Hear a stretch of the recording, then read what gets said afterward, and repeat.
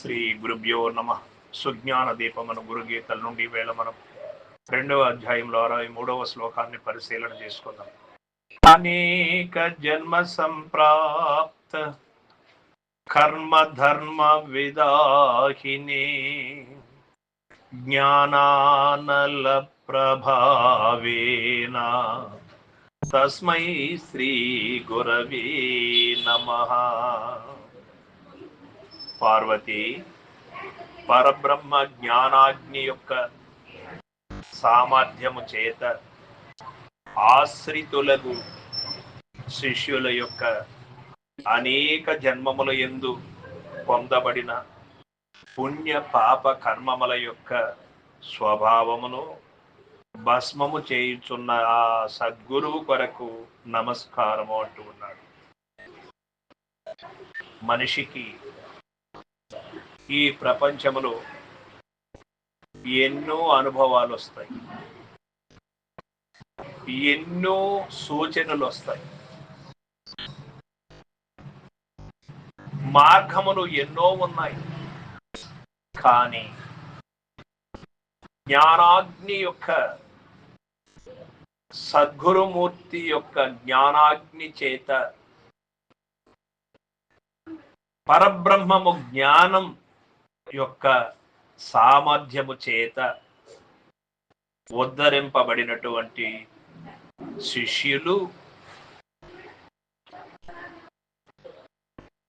ఆశ్రిత జనులు అంటారు వారిని. అనేక జన్మముల యందు పొందబడిన పుణ్య పాప కర్మములు భస్మీభటం అవుతాయి.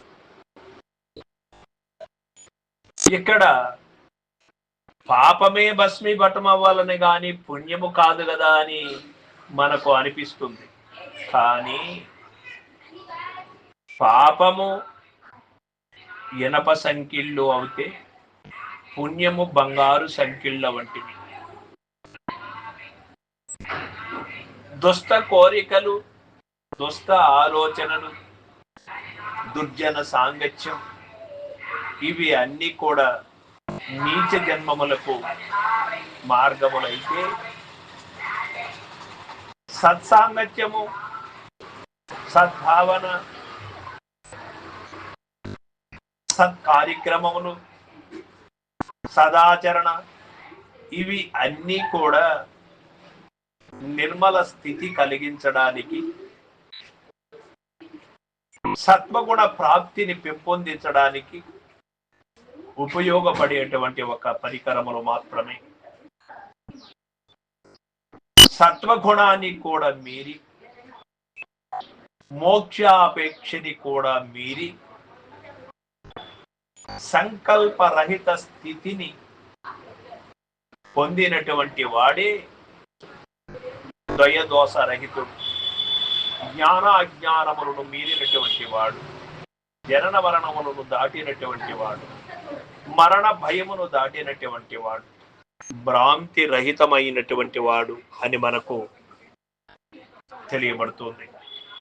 కావున ఈ యొక్క ద్వంద్వ భావములను మీరాల. ఈ ద్వంద్వాన్ని దాటడం అంటే అంత సులువు కాదు. ఏకీభావము రావాలి అంటే నిశ్చయము కలగాలి. ఎప్పుడు అవుతే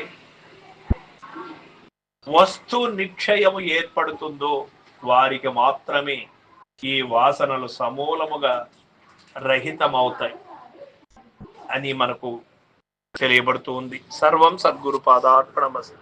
జై గురుదేవ.